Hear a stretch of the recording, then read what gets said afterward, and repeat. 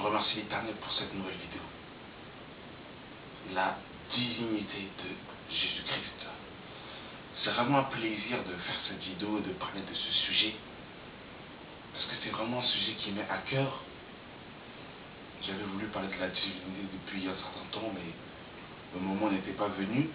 Mais aujourd'hui, le Seigneur a permis que nous puissions parler de la divinité de Jésus-Christ de Nazareth. Frères et sœurs, nous allons vraiment, au travers de cette vidéo, prendre notre temps. Nous allons prendre tous les passages nécessaires pour démontrer avec les Écritures que Jésus-Christ est Dieu. Je ne veux pas, frère, dans cette vidéo, vous influencer. Je ne veux pas vous transmettre ma pensée. J'aimerais que nous puissions voir avec les Écritures. Qu'est-ce que la Bible dit au sujet de la divinité de Christ? Si Jésus est Dieu, la Bible le dira. S'il ne l'est pas, la Bible le confirmera aussi. Mais nous voulons prendre tous les passages nécessaires. Nous ne voulons pas prendre des passages qui nous arrangent et prendre des passages qui ne nous intéressent pas. Il est vrai que la Bible présente Jésus-Christ comme étant homme. Et nous ne pouvons pas le nier. La Bible présente Jésus comme un homme. Parce qu'il est venu sur terre en tant qu'homme. Et on ne peut pas le nier. Il y a beaucoup de passages qui parlent de l'humanité de Christ. Et si Dieu permettra, nous parlerons de l'humanité de Christ dans la prochaine vidéo, si Dieu permet. Mais nous ne pouvons pas ignorer que la Bible nous parle bien aussi de la divinité de Jésus-Christ de Nazareth. Nous voulons prendre les passages nécessaires.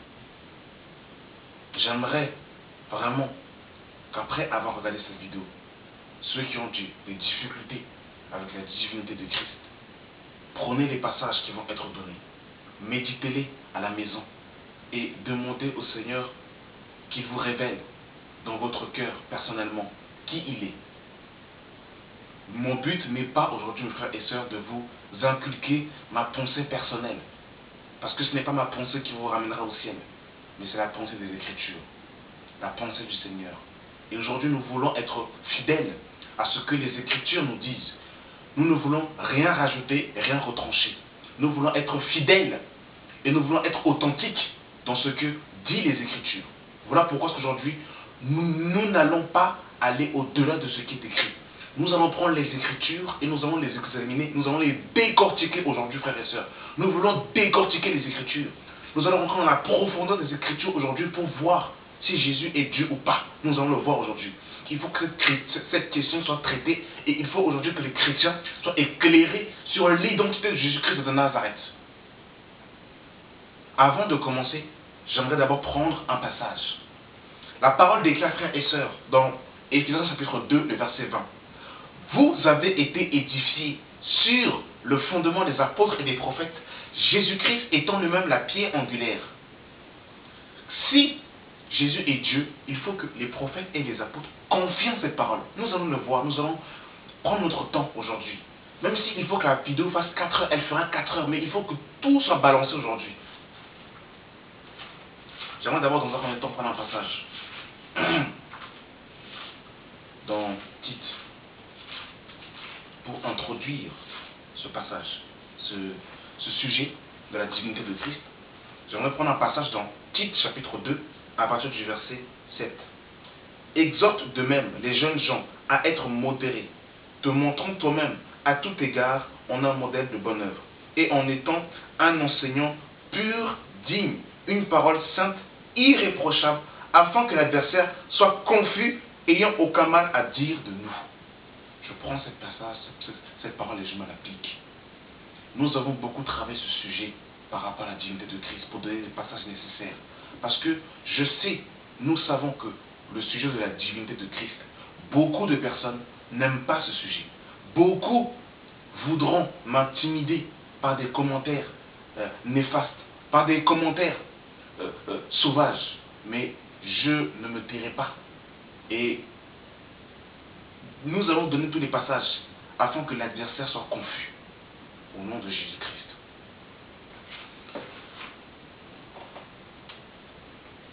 J'aimerais prendre un passage, mes frères et sœurs. dans Jean. Nous ne sommes pas encore rentrés dans le sujet de la divinité. Nous sommes dans Jean chapitre 5. Jésus va dire quelque chose de capital, frères et sœurs. Jean chapitre 5, le verset 39. Vous sondez les Écritures, parce que vous pensez avoir en elles la vie éternelle. Ce sont elles qui rendent témoignage de moi, et vous ne voulez pas venir à moi pour avoir la vie. Ici, Jésus nous dit que les Écritures rendent témoignage de lui. Lorsque Jésus-Christ parlait ici, et qu'il disait que les Écritures parlaient de lui, il parlait des Écritures de l'Ancienne Alliance, de l'Ancien Testament qui le concernaient. La loi, les prophètes et les psaumes. Jésus nous dit ici clairement que les Écritures parlent de lui. Nous sommes dans Luc, frères et sœurs. Luc 24, le verset 44. Puis il leur dit, c'est là ce que je vous disais, lorsque j'étais encore avec vous, qu'il fallait que s'accomplisse tout ce qui était écrit de moi, dans la loi de Moïse, dans les prophètes et dans les psaumes. Alors il leur ouvrit l'esprit afin qu'ils comprennent les Écritures. Donc ici, Jésus nous dit clairement que la loi, les prophètes et les psaumes parlent de lui. Ça veut dire que si nous parlons de la divinité de Christ, il faut que dans l'ancienne alliance là-bas, dans la loi, dans les prophètes, dans les psaumes, il faut là-bas qu'on démontre aussi que Jésus est Dieu. Parce que la loi, les prophètes et les psaumes parlent de Jésus. Et c'est lui-même qui le dit, c'est Jésus lui-même qui le dira. Jésus va rencontrer deux de ses disciples sur la route d'Emmaüs. Il va les rencontrer parce qu'ils vont être découragés quand ils vont apprendre que Jésus-Christ avait été crucifié. Ils vont quitter Jérusalem et ils vont aller vers la route d'Emmaüs et Jésus va les rencontrer sur la route d'Emmaüs. Et regardez ce que Jésus va dire. Nous sommes dans Luc 24 toujours, le verset 25. Alors Jésus leur dit, ô hommes sans intelligence et dont le cœur est long à croire, tout ce que l'on dit les prophètes, ne fallait-il pas que le Christ souffrit ces choses et qu'il entra dans sa gloire? Et commençons par Moïse et par les prophètes, il leur expliqua dans toutes les Écritures ce qui le concernait. Mes frères et sœurs, j'aimerais d'abord poser la base pour que nous puissions comprendre que l'ancienne alliance nous parle d'un seul homme, Jésus-Christ de Nazareth. Et aujourd'hui, par la grâce du Seigneur, par l'aide du Saint-Esprit, nous voulons révéler la gloire de Jésus-Christ de Nazareth. Frères et sœurs, oh mon Dieu, vraiment, sois avec moi tout au travers de cette vidéo que nous puissions aller dans l'ancienne alliance pour parler de Christ. Alors, j'ai voulu aller point par point. Dans la vidéo antérieure, nous avons parlé de la Trinité. Et dans la Trinité, nous avons vu que la Bible nous parlait d'un seul Dieu. Alors, si Jésus-Christ de Nazareth est Dieu, ça veut dire qu'il n'est ni plus ni moins ce Dieu de l'invisible qui s'est révélé dans le visible. Alors, mes frères et sœurs, quand l'homme a péché, l'homme était perdu. L'homme ne pouvait pas se sauver par ses propres œuvres. Et il fallait qu'il n'y a que Dieu lui-même pour le sauver. Nous allons l'expliquer encore plus en détail dans l'incarnation, dans l'humanité de Jésus-Christ. Nous l'expliquerons plus en détail. Aujourd'hui, nous allons plus nous attarder sur le sujet de la divinité. Alors, le Dieu de l'invisible, frères et sœurs, est sorti de l'invisible pour se révéler, frères et sœurs, dans la personne de Jésus-Christ. Le Dieu de l'invisible est sorti de l'invisible et a apparu à nous pour nous sauver dans la personne de Jésus-Christ de Nazareth. Donc nous allons prendre, frères et sœurs, des passages qui nous montrent que ce Dieu-là allait s'incarner et allait venir sous la forme d'un homme. Nous sommes, frères et sœurs, pour cela, avant de commencer, dans Ésaïe. Ésaïe, chapitre 4. Ésaïe 6. Nous allons expliquer, nous allons prendre notre temps.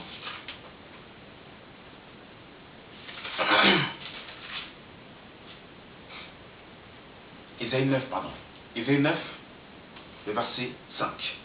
Prenez des notes si vous avez le temps. Vous prenez une Bible, vérifiez ce comme l'écriture de Béré. N'envalez pas tous les enseignements qu'on vous donne bêtement, mais vérifiez les Écritures. Nous sommes dans Ésaïe chapitre 9, le verset 5. C'est parti. Accrochons nos ceintures, frères et sœurs, le Saint-Esprit nous fera décoller. Car un enfant nous est né, un fils nous est donné, et la domination reposera sur son épaule. On l'appellera admirable, conseiller, Dieu puissant, Père éternel, prince de paix. Je relis pour que les écailles tombent bien comme il faut. Car un enfant nous est donné, un fils, car un enfant nous est né, un fils nous est donné. Et la domination reposera sur son épaule. On l'appellera admirable, conseiller, Dieu puissant, Père éternel, prince de paix. Nous allons aller doucement. Ici, nous allons exposer les versets qui concernaient que le Dieu de l'invisible allait s'incarner en un homme. Nous sommes dans Ésaïe, toujours, chapitre 35. À partir du verset 4. Dis à ceux qui ont le cœur troublé, prenez courage et ne craignez point. Voici votre Dieu, le vengeur, viendra. La rétribution de votre Dieu. Il viendra lui-même et vous sauvera. Il viendra lui-même et vous sauvera. Oh mon Dieu. Ça arrive. Allons dans Osée. Nous sommes dans les passages qui concernaient l'incarnation de Dieu. Nous sommes dans Osée, chapitre 6, à partir du verset 1. Venez, retournons à l'Éternel, car il a déchiré, mais il nous guérira. Il a frappé, mais il bandera nos paix, et nous rendra la vie dans 2 jours. Le 3e jour, il nous relèvera, et nous verrons, et nous vivrons devant lui. Connaissons, cherchons à connaître l'Éternel. Sa venue est aussi certaine que celle de l'aurore. Verset 2. Il nous rendra la vie dans 2 jours. Le 3e jour, il nous relèvera. Et nous vivrons devant lui. Connaissons, cherchons à connaître l'Éternel. Sa venue est aussi certaine que celle de l'aurore. Mes frères et sœurs, souvenez-vous que Christ est ressuscité de mort le 3e jour. Nous sommes dans Ésaïe, chapitre 10. Voici, le Seigneur, l'Éternel, viendra avec puissance, et de son bras, il commande. Voici, le salaire est avec lui. Les rétributions le précèdent. Comme un berger, il paîtra son troupeau. Il prendra les agneaux dans ses bras, et il les portera dans son sein, et il les conduira, les brebis qu'il allaite. Il est question ici de l'Éternel qui paraîtra pour paître son troupeau. Regardez ce que David dira dans Psaume chapitre 23. Nous sommes dans Psaume chapitre 23. Psaume 23. L'Éternel est mon berger, je ne manquerai de rien. Il me fait reposer dans de verts pâturages. Il me dirige vers les eaux paisibles et restaure mon âme. David nous dit, frères et sœurs, dans Psaume 23, l'Éternel est mon berger, je ne manquerai de rien. Il me fait reposer dans de verts pâturages. Il me dirige près des eaux paisibles et restaure mon âme. Regardez ce que Jésus-Christ va dire, frères et sœurs, dans Jean chapitre 10. Nous allons nous balader, frères et sœurs, entre l'Ancien et le Nouveau Testament. Nous allons comparer pour voir qui est cette personne. Nous allons aujourd'hui essayer de révéler là et de glorifier le Seigneur. Nous sommes dans Jean chapitre 10 à partir du verset 11. Je suis le bon berger. Le bon berger donne sa vie pour ses brebis. Mais le mercenaire qui n'est pas le berger et à qui n'appartient pas les brebis voit venir le loup, abandonne les brebis et prend la fuite. Et le loup les ravit et les disperse. Verset 11. Je suis le bon berger. Je suis le bon berger. Le bon berger donne sa vie pour ses brebis. Jésus ici se révèle comme étant le bon berger.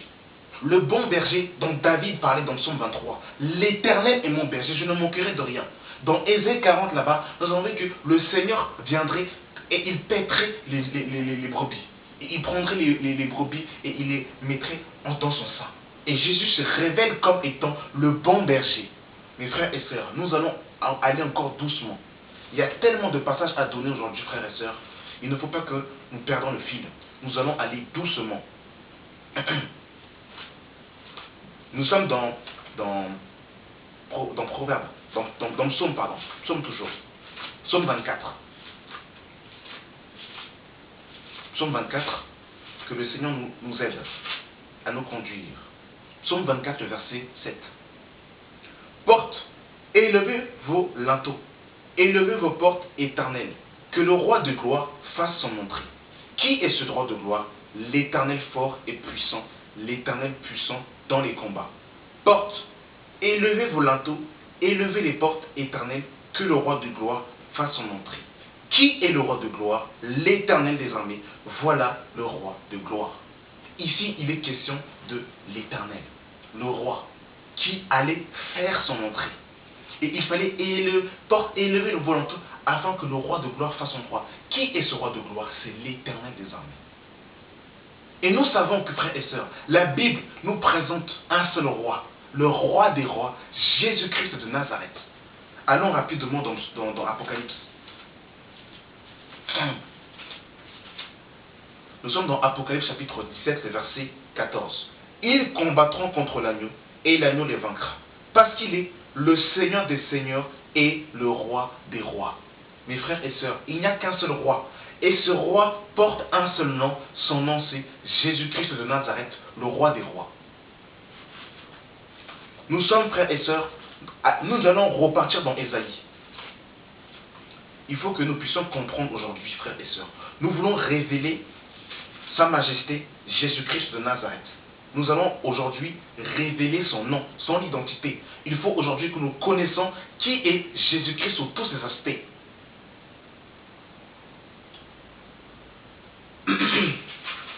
Nous sommes, frères et sœurs, dans Ésaïe chapitre 43, à partir du verset 10. Vous êtes mes témoins, dit l'Éternel, vous et mon serviteur que j'ai choisi, afin que vous le sachiez, que vous me croyez et comprenez que c'est moi. Avant moi, il n'a pas été formé de Dieu, et après moi, il ne n'aura point. Je m'arrête d'abord là. Je repars dans le verset 10. Vous êtes mes témoins, dit l'Éternel. Je me rappelle d'un mot, d'une phrase que notre Seigneur nous avait dit dans Actes des Apôtres. Nous sommes dans Actes des Apôtres, chapitre 1. À partir du verset 8. Actes chapitre 1, le verset 8. Mais vous recevrez une puissance, le Saint-Esprit survenant sur vous, et vous serez mes témoins. Et vous serez mes témoins. À Jérusalem, dans toute la Judée, dans la Samarie, et jusqu'aux extrémités de la terre. Ésaïe 43, le verset 10. Vous êtes mes témoins, dit l'Éternel, vous et mon serviteur que j'ai choisi, afin que vous le sachiez, que vous me croyez et comprenez que c'est moi. Avant moi, il n'a point été formé de Dieu, et après moi, il n'y en aura point. C'est moi, moi qui suis l'Éternel, et hors moi, il n'y a point de sauveur. Et hors moi, il n'y a point de sauveur. J'aimerais m'arrêter là. Et hors moi, il n'y a point de sauveur. Ici, le Seigneur nous dit clairement que hors lui, en dehors de lui, il n'y a point de sauveur. Oh mes frères et sœurs. Oh, allons dans Osée. Osée, chapitre 13. Osée va nous confirmer qu'il n'y a qu'un seul sauveur. Osée, chapitre 13, à partir du verset 4. Et moi, je suis l'Éternel ton Dieu, dès le pays d'Égypte. Tu ne connais d'autre Dieu que moi. Il n'y a point de sauveur que moi. Il n'y a point de sauveur que moi. Oh mon Dieu. Osée confirme ici, l'Éternel va confirmer par la bouche de Osée que il n'y a point de sauveur que lui. Allons rapidement dans Tite, chapitre 2. Regardez ce que Paul va nous confirmer. Nous sommes dans Tite, frères et sœurs. Nous sommes dans les Écritures, frères. Nous ne voulons pas aller au-delà de ce qui est écrit. Nous voulons rester bibliques. Nous sommes dans Tite, frères et sœurs, Tite, chapitre 2, à partir du verset 11. Car la grâce de Dieu, source de salut, pour tous les hommes, a été manifestée. Elle nous enseigne à renoncer à l'impiété et aux convoitises mondaines, et à vivre dans le siècle présent selon la sagesse, la justice et la piété, en attendant la bienheureuse espérance et la manifestation de la gloire de notre grand Dieu et Sauveur Jésus-Christ, qui s'est donné lui-même afin de nous racheter de toute iniquité. Donc ici, Paul nous dit que Jésus est notre Seigneur et notre grand Dieu. Il est notre Sauveur. Et il le confirmera, frères et sœurs, dans Tite, chapitre 3, à partir du verset 4. Mais lorsque la bonté de Dieu, notre Sauveur, et son amour pour les hommes a été manifesté, il nous a sauvés, non à cause des œuvres de justice que nous aurions faites, mais selon sa miséricorde, par le bain de la régénération et le renouvellement du Saint-Esprit qui a répandu sur nous avec abondance par Jésus-Christ, notre Sauveur, afin que, justifiés par sa grâce, nous devenons en espérance héritiers de la vie éternelle. Donc ici, Paul nous confirme que Jésus est notre Sauveur. Et Pierre va confirmer cela, que Jésus est bel et bien notre Sauveur. Nous sommes dans 2 Pierre, frères et sœurs. 2 Pierre, chapitre 3, à partir du verset 18. 2 Pierre, chapitre 3, le verset 18 va nous dire: mais croissez dans la grâce et la connaissance de notre Seigneur et Sauveur Jésus-Christ. À lui soit la gloire et maintenant pour l'éternité. Amen. Je relis Ésaïe chapitre 43, le verset 11. C'est moi qui suis l'Éternel, et hors moi, il n'y a point de sauveur. Frères et sœurs, il faut que nous puissions adhérer à la parole pure, à l'évangile véritable. Nous sommes dans Ésaïe chapitre 44, à partir du verset 6. Ainsi parle l'Éternel, roi d'Israël, et son Rédempteur, l'Éternel des armées. Je suis le premier, et hors moi, je suis le premier, et je suis le dernier, et hors moi, il n'y a point de Dieu. Je relis le verset 6 de Ésaïe 44. Ainsi parle l'Éternel, le roi d'Israël, et son Rédempteur, l'Éternel des armées. Je suis le premier, et je suis le dernier, et hors moi, il n'y a point de Dieu. Allons dans Apocalypse chapitre 1, frères et sœurs. L'apôtre Jean va être ravi en esprit sur l'île de Patmos. Et il va avoir la révélation, la rencontre de Jésus-Christ de Nazareth. Regardez comment ce que Jésus va se présenter à lui, frères et sœurs, dans Apocalypse chapitre 1, à partir du verset 17. Quand je le vis, je tombai à ses pieds comme mort. Il posa sur moi sa main droite en disant: ne crains point, je suis le premier et je suis le dernier, et le vivant. J'étais mort et voici, je suis vivant. Au siècle des siècles, je tiens les clés de la mort et du séjour des morts. Allons, nous repassons dans Ésaïe 44, le verset 6. Ainsi parle l'Éternel, roi d'Israël et son Rédempteur, l'Éternel des armées. Je suis le premier, je suis le dernier, et hors moi, il n'y a point de Dieu. Frères et sœurs, il faut que nous comprenions que notre Dieu veut se révéler aux hommes. Le Dieu de l'invisible veut se révéler aux hommes. Et il s'est révélé dans la personne de Jésus-Christ de Nazareth. Jésus-Christ est Dieu manifesté en chair. Il faut que nous comprenions ces choses, frères et sœurs. Nous sommes, frères et sœurs, dans Ésaïe chapitre 44 toujours, le verset 8. N'ayez pas peur et ne tremblez point. Ne te l'ai-je pas déjà longtemps annoncé et déclaré? Vous êtes mes témoins. Y a-t-il un autre Dieu que moi? Y a-t-il un autre rocher? Je n'en connais point. Je vais relire, frères et sœurs, pour que nous comprenions bien. N'ayez pas peur et ne tremblez point. Ne te l'ai-je pas dès longtemps annoncé et déclaré? Vous êtes mes témoins. Y a-t-il un autre Dieu que moi? Y a-t-il d'autres rochers? Je n'en connais point. Regardez ce que Moïse va nous dire, frères et sœurs. Nous sommes dans Deutéronome. Regardez ce que Moïse va nous dire. Nous sommes dans Deutéronome chapitre 32, à partir du verset 3. Car je proclamerai le nom de l'Éternel. Rendrai gloire à notre Dieu. Il est le rocher. Ses œuvres sont parfaites. Car toutes ses voies sont justes. C'est un Dieu fidèle et sans iniquité. Il est juste et droit. S'ils se sont corrompus, à lui n'est point la faute. La honte est à ses enfants, race fausse et perverse. Est-ce l'Éternel que vous en rendrez responsable, peuple insensé et dépourvu de sagesse? N'est-il pas ton Père, ton Créateur? N'est-ce pas lui qui t'a formé, qui t'a affermi? Donc ici, Moïse confirme que l'Éternel est le rocher. Et nous relisons encore Ésaïe 44, verset 6. N'ayez pas peur, ne tremblez point. Ne te l'ai-je pas déjà longtemps annoncé et déclaré? Vous êtes mes témoins. Y a-t-il un autre Dieu que moi? Y a-t-il un autre rocher? Je n'en connais point. Donc ici, l'Éternel n'est pas un menteur, frères et sœurs. Nous sommes dans 1 Corinthiens chapitre 10. 1 Corinthiens, frères et sœurs, chapitre 10, à partir du verset 1. Frères, je ne veux pas que vous ignoriez que vos pères ont tous été sous la nuée, qu'ils ont tous passé au travers de la mer et qu'ils ont tous été baptisés en Moïse dans la nuée et dans la mer, et qu'ils ont tous mangé le même aliment spirituel et qu'ils ont tous bu le même breuvage spirituel, car ils buvaient à un rocher spirituel qui le suivait, et ce rocher était Christ. Mes frères et sœurs, est-ce que Dieu est un menteur? Dieu est-il un menteur, frères et sœurs? Moïse nous a confirmé que le rocher là dont il était question qui suivait les enfants d'Israël était l'Éternel. Dieu dira dans Ésaïe 44 qu'il ne connaît pas d'autre rocher. Et Moïse et l'apôtre Paul va nous dire, va nous confirmer que ce rocher qui suivait les enfants d'Israël était Christ. Frères et sœurs, il faut que nous puissions adhérer, frères et sœurs, à l'évangile pur, à la parole. Ce n'est pas moi qui suis en train d'essayer de vous, je ne veux pas essayer de vous faire croire une chose de ma propre pensée. Nous sommes en train, frères et sœurs, de lire les Écritures. Nous sommes dans la parole, frères et sœurs. Nous sommes dans la parole. Et c'est la parole, frères et sœurs, qui nous déclare ces choses, frères et sœurs.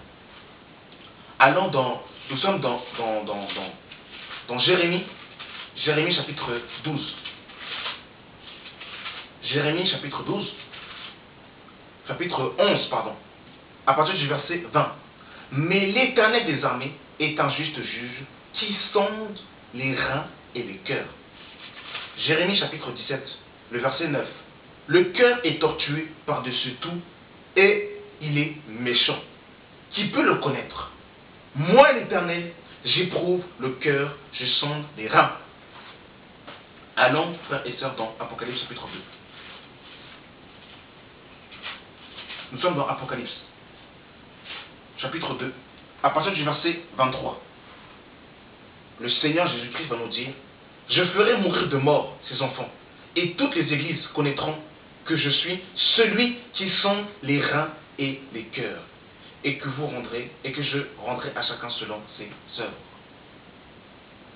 Il faut que nous comprenions aujourd'hui qui est notre Seigneur. Nous sommes dans la parole uniquement. Nous sommes dans les Écritures. Et c'est toujours le Seigneur qui parle. C'est le Seigneur qui se révèle. Et il veut se révéler à nous aujourd'hui, frères et sœurs. Nous sommes dans Ézéchiel chapitre 43. Ézéchiel chapitre 43, frères et sœurs. Ézéchiel chapitre 43 à partir du verset 1. Il me conduisit à la porte qui était du côté de l'Orient. Et voici la gloire du Dieu d'Israël s'avancer de l'Orient. Et sa voix était pareille au bruit des grandes eaux. C'est la voix du Dieu d'Israël. Allons dans Apocalypse toujours, chapitre 1. Allons dans Apocalypse, frères et sœurs. Nous sommes dans Apocalypse, chapitre 1, à partir du verset 10. Je fus ravi en esprit au jour du Seigneur. Et j'entendis derrière moi une voix forte, comme le son d'une trompette, qui me disait: je suis l'alpha et l'oméga, le premier et le dernier. Verset 12. Je me retournai pour connaître quelle était la voix qui me parlait. Et après m'être retourné, je vis 7 chandeliers d'or. Et au milieu de ces 7 chandeliers, quelqu'un qui ressemblait au Fils de l'homme, vêtu d'une longue robe, et ayant une ceinture d'or sur la poitrine. Sa tête et ses cheveux étaient blancs comme de la neige blanche, comme de la neige. Ses yeux étaient comme une flamme de feu. Ses pieds étaient semblables à de l'airain ardente, comme s'ils avaient été embrasés dans une fournaise. Et sa voix était comme le bruit des grands eaux. Frères et sœurs, sa voix était comme le bruit des grands eaux. Pareil à ce que nous avons entendu dans Ésaïe 43, le verset 1. Il me conduit dans la porte et à la porte qui était du côté de l'Orient. Et voici la gloire du Dieu d'Israël s'avança à l'Orient. Sa voix était pareille au bruit des grands eaux. C'est la parole, frères et sœurs. C'est la parole. Pendant que je étais en train de lire ce verset, le Seigneur me rappelait un passage. Merci Seigneur pour le passage que tu me donnes. Merci Saint-Esprit. Ésaïe chapitre 54, verset 5. Car ton Créateur est ton époux. L'Éternel des armées est son nom. Et ton Rédempteur est le Saint d'Israël. Il se nomme Dieu de toute la terre. Car l'Éternel te rappelle comme une femme délaissée et au cœur attristé, comme une épouse de la jeunesse qui a été répudiée, dit ton Dieu. En quelques instants, je t'ai abandonné, mais avec une grande affection, je t'accueillerai. car ton Créateur est ton époux. Allons dans Osée, frères et sœurs. Allons dans Osée. Osée, chapitre 2, à partir du verset 18. En ce jour-là, dit l'Éternel, tu m'appelleras mon mari, et tu ne m'appelleras plus maître. J'ôterai de ta bouche le nom des Baals, afin que tu ne les mentionnes plus par leur nom. En ce jour-là, je traiterai pour eux une alliance avec les bêtes des champs, les oiseaux du ciel, les reptiles de la terre. Je briserai dans le pays l'arche, l'épée et les guerres, et je les ferai reposer avec sécurité. Je serai ton fiancé pour toujours. Je serai ton fiancé par la justice, la droiture, la grâce et la miséricorde. Je serai ton fiancé par la fidélité et tu reconnaîtras l'Éternel. Regardez ce que l'apôtre Paul va nous dire dans 2 Corinthiens chapitre 11. Oh mes frères et sœurs, merci Saint-Esprit pour le rappel que tu nous donnes. Vraiment il nous conduit le Seigneur. Nous sommes dans 2 Corinthiens chapitre 11 à partir du verset 1. Or, si vous pouvez supporter de ma part un peu de folie, et vous me supportez, car je suis jaloux de vous, d'une jalousie de Dieu, parce que je vous ai fiancé à un seul époux, pour vous présenter à Christ comme une vierge pure. Mes frères et sœurs, notre époux, c'est Jésus-Christ de Nazareth. Et au travers de l'œuvre de la croix, il a fait des deux peuples un seul. C'est-à-dire que Israël et l'Église forment un seul peuple. Et l'apôtre Paul nous dira dans Galates 3, en Christ, il n'y a plus ni juif, ni grec, ni homme, ni femme, mais tous sont un en Christ. Ça veut dire que Israël a pour époux Jésus-Christ de Nazareth. Mes frères et sœurs, il faut que nous comprenions ces choses. Il faut que nous les réalisons. Mes frères et sœurs. Ô Seigneur de gloire. Ô mon Dieu. Ô Seigneur. C'est merveilleux. C'est glorieux. Mon Dieu. Nous sommes, frères et sœurs, dans Joël. Joël, chapitre 2, à partir du verset 26. Vous mangez et vous vous rassasierez, et vous célébrerez le nom de l'Éternel votre Dieu, qui aura fait pour vous des prodiges. Et mon peuple ne sera plus jamais dans la confusion. Et vous saurez que je suis au milieu d'Israël. Je suis l'Éternel, votre Dieu, et il n'y en a point d'autre. Verset 32 de Osée, de Joël 2. Alors quiconque invoquera le nom de l'Éternel sera sauvé. Alors quiconque invoquera le nom de l'Éternel sera sauvé. L'apôtre Paul va reprendre cette parole dans Romains chapitre 10. Oh mes frères et sœurs, c'est glorieux. Il est glorieux notre Seigneur. Nous sommes dans Romains chapitre 10, à partir du verset 13. Car quiconque invoquera le nom du Seigneur sera sauvé. Joël 2, le verset 32. Alors quiconque invoquera le nom de l'Éternel sera sauvé. Romains 10, le verset 13. Car quiconque invoquera le nom du Seigneur sera sauvé. Il faut que nous comprenions que le nom de notre Dieu s'est révélé dans le nom de Jésus-Christ. YHWH, Yahweh s'est révélé dans le nom de Jésus-Christ de Nazareth. Il faut que nous comprenions ces choses, chrétiens. Il faut que nous le comprenions. Oh mon Dieu, oh mon roi. Tellement de passages à donner, tellement de versets, que je suis même un peu perdu. Il y a tellement de choses à dire, frères et sœurs. Tellement de passages à donner. Nous sommes dans Zacharie, chapitre 11, à partir du verset 13. L'Éternel me dit, jette-le au potier ce prix magnifique auquel ils m'ont estimé. Et je pris les 30 pièces d'argent et je les jetai dans la maison de l'Éternel pour le potier. L'Éternel me dit, jette-le au potier ce prix magnifique auquel ils m'ont estimé. Et je pris les 30 pièces d'argent et je les jetai dans la maison de l'Éternel pour le potier. Nous sommes dans Matthieu 26, le verset 15. Matthieu 26, frères et sœurs. Matthieu 26. Oh, c'est terrible. Oh Seigneur, éclaire-nous. Parle à ton peuple, Seigneur. Que ton peuple comprennent, ouvre les yeux. Matthieu 26, le verset 14. Alors l'un des 12, appelé Judas Iscariote, alla vers les principaux sacrificateurs et dit, que voulez-vous que je vous donne, et je vous le livrerai. Et ils le payèrent 30 pièces d'argent. Depuis ce moment, ils cherchèrent une occasion favorable pour livrer Jésus. Mes frères et sœurs, soyons humbles, reconnaissant que la Bible ne parle que d'un seul homme, Jésus-Christ de Nazareth. Dieu manifesté en chair. Il faut que nous acceptons ces choses. Il faut que nous ayons l'humilité de reconnaître que la Bible ne parle que d'un seul homme. Révèle un seul homme, Jésus-Christ de Nazareth, le Dieu manifesté en chair.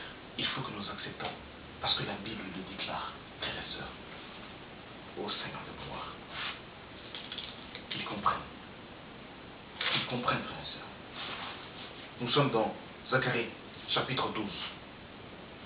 L'Éternel sauvera d'abord la terre de Juda, afin que la gloire de la maison de David, la gloire des habitants de Jérusalem, ne s'élève pas au-dessus de Juda. En ce jour-là, l'Éternel protégera les habitants de Jérusalem, et le faible parmi eux sera en ce jour comme David.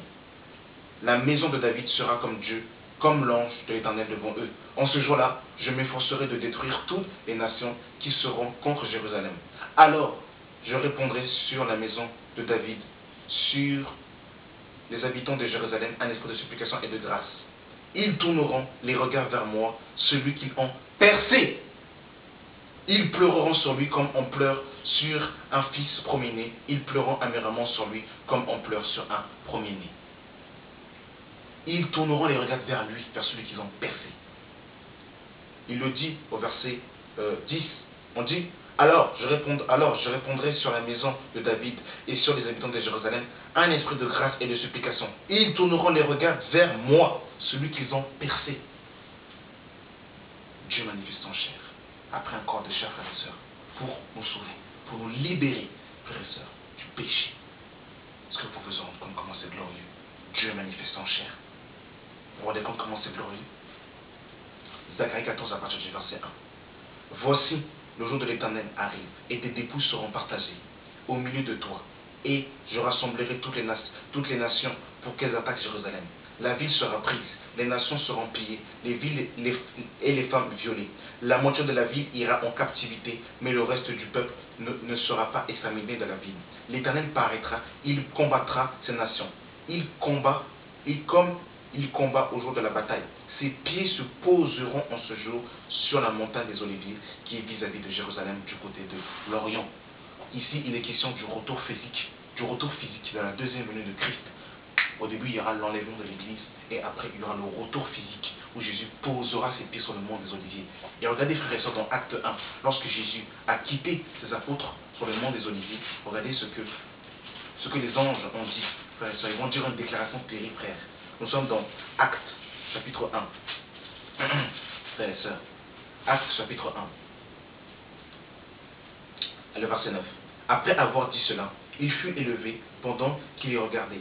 Et comme une nuée les déroba de leurs yeux, et comme il avait les yeux fixés vers le ciel pendant qu'ils s'en allaient, voici deux hommes vêtus de blanc leur apparurent et dirent, hommes galiléens, pourquoi vous arrêtez-vous à regarder du ciel? Ce Jésus qui a été enlevé du ciel, du milieu de vous, reviendra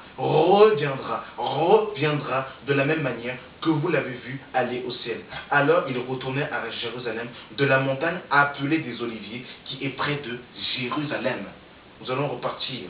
Et Zacharie 14, verset 3. L'Éternel paraîtra, il combattra ces nations, comme il combat au jour de la bataille. Ses pieds se poseront en ce jour sur la montagne des Oliviers, qui est vis-à-vis de Jérusalem, du côté de l'Orient.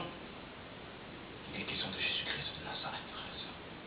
L'Éternel paraîtra, il reviendra, frère. Il reviendra. Et les gens sauront qu'il est Dieu manifesté en chair. Les gens le sauront. Mais il vaut mieux le savoir maintenant.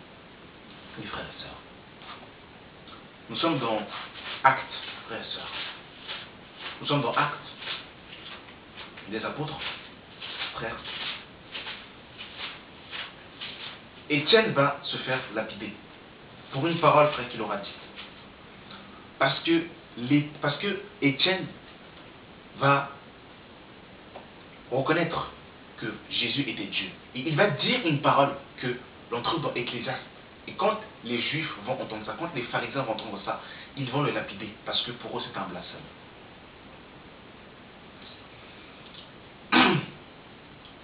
Alors, on nous dit, frères et sœurs, dans Actes chapitre 7, à partir du verset 54, en entendant ces paroles, ils étaient furieux dans leur cœur, et ils grincèrent des dents contre lui. Mais Étienne, rempli du Saint-Esprit, et fixant les regards vers le ciel, vit la gloire de Dieu, et Jésus debout à la droite de Dieu. Et il dit, voici, je vois les cieux ouverts, et le Fils de l'homme debout à la droite de Dieu. Ils poussaient alors de grands cris, en se bouchant les oreilles, et ils se précipitèrent tous ensemble sur lui, le traînèrent hors de la ville et le lapidèrent. Les témoins déposèrent leurs vêtements aux pieds d'un jeune homme nommé Saul.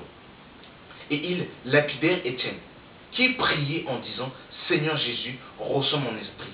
Puis, s'étant mis à genoux, il s'écria d'une grande voix, Seigneur, ne leur ampute pas leurs péchés. Et après ces paroles, il s'endormit. Au verset 59, Étienne pria en disant, Seigneur Jésus, reçois mon esprit. Allons rapidement dans Ecclésiaste, frères et sœurs. Nous sommes dans Ecclésiaste, frères et sœurs.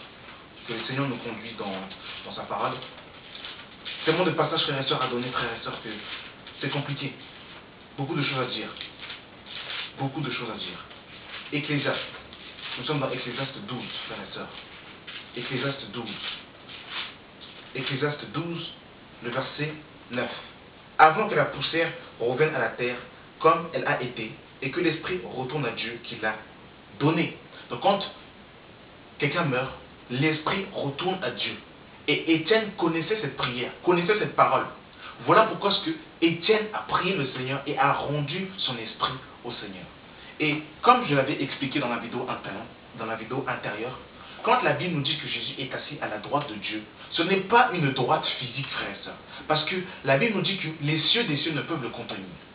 Les cieux des cieux ne peuvent contenir la présence de Dieu. Quand il est question, frères et sœurs, de la droite de Dieu, c'est une position d'autorité, c'est un langage prophétique. Les cieux des cieux ne peuvent contenir la présence de Dieu. Et il faut que nous puissions comprendre et savoir ces choses. Nous sommes dans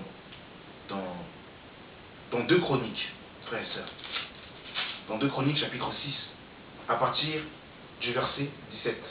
Qu'elle s'accomplisse donc, Éternel, Dieu d'Israël, la promesse que tu as faite à ton serviteur. Mais quoi? Dieu habitera-t-il véritablement avec les hommes sur la terre? Voici, les cieux des cieux ne peuvent te contenir. Combien moins cette maison que je t'ai bâtie. Donc voyez-vous, ici, Salomon va dire clairement que les cieux des cieux ne peuvent contenir Dieu. Donc quand on dit que Dieu et Christ est à la droite de Dieu, ce n'est pas une droite physique, parce que Dieu n'a pas de droite physique. C'est un langage prophétique pour montrer que Jésus, Christ, homme, est l'égal de Dieu. C'est l'incarnation, c'est le mystère de l'incarnation.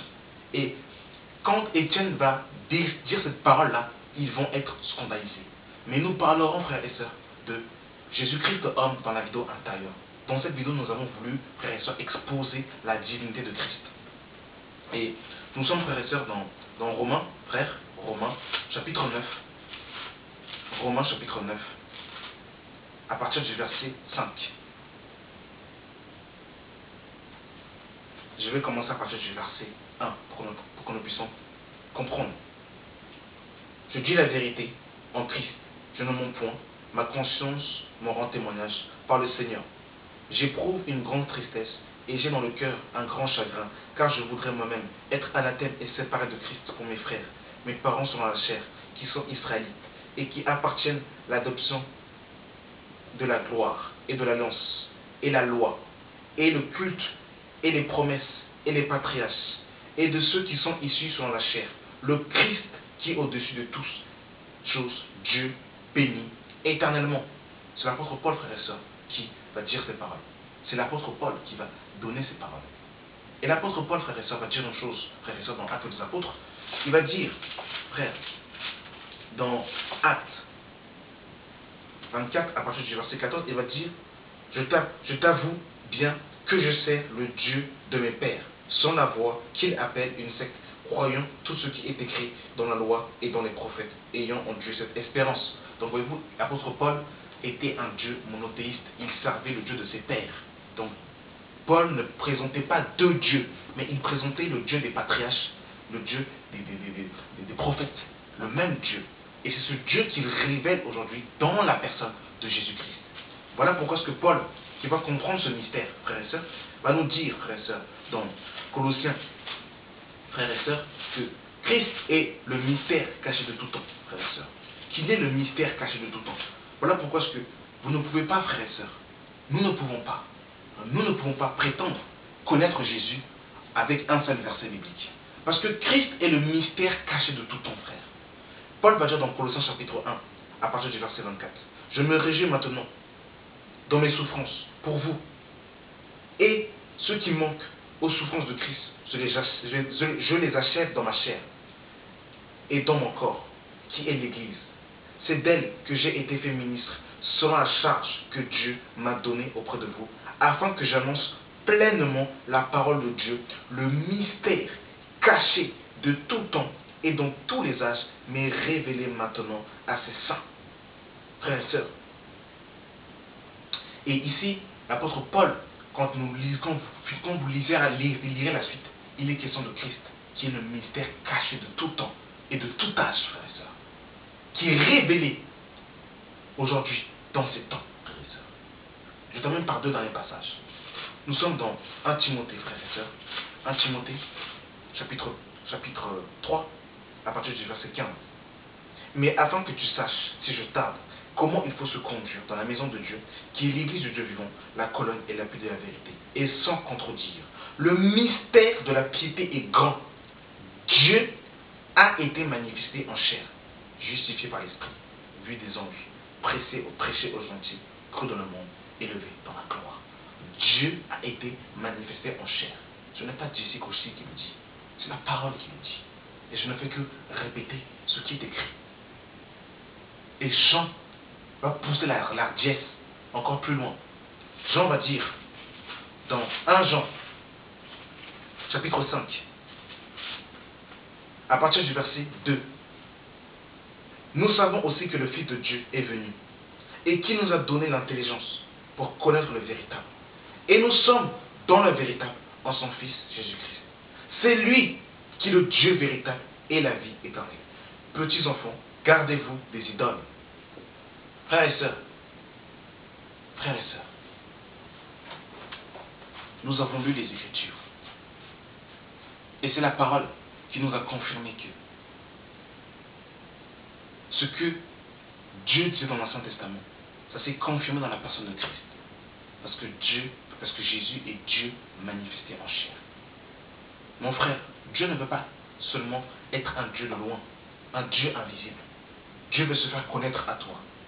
Et il se fait connaître dans la personne de Christ. Car Jésus est Dieu manifesté en chair. Mais il est vrai que ce mystère est compliqué. Et que ce mystère ne peut pas être compris avec une intelligence humaine. Parce qu'il y a des choses qui nous troublent et des choses qui nous dépassent. Il y a des choses que l'on peut que reconnaître, que l'on doit reconnaître. Il y a des choses que l'on peut que comprendre et croire que par la foi. On ne peut pas tout expliquer avec le langage humain.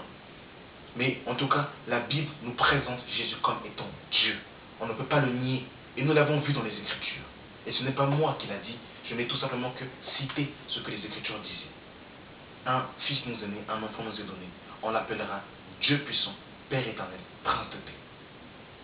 Ce n'est pas moi qui le dis, c'est la parole qui nous dit.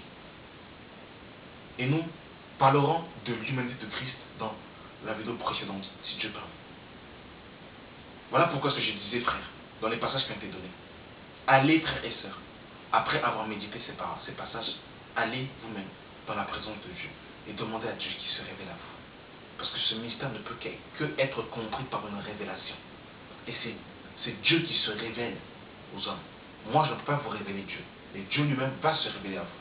Voilà pourquoi ce que demandez-lui, Seigneur, Yahvé, El Shaddai, El Elyon, révèle-toi à moi. Qui es-tu véritablement? Qui es-tu?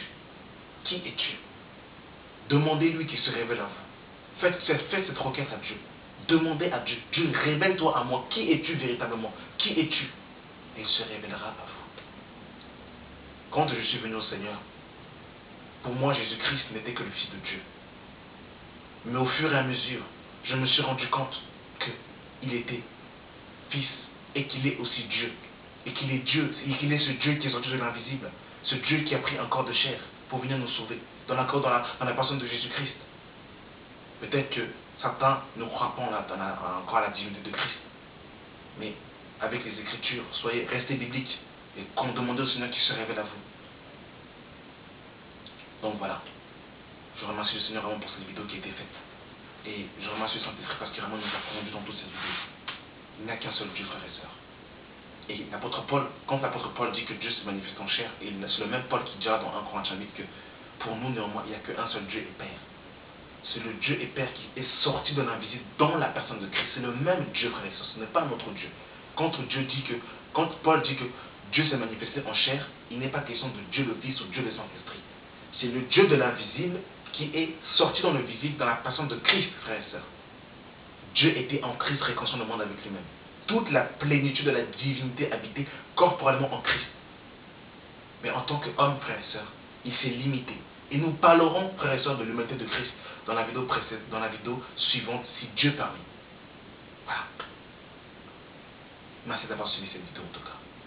Que Dieu vous bénisse dans le nom de notre Seigneur et Sauveur Jésus-Christ. Amen.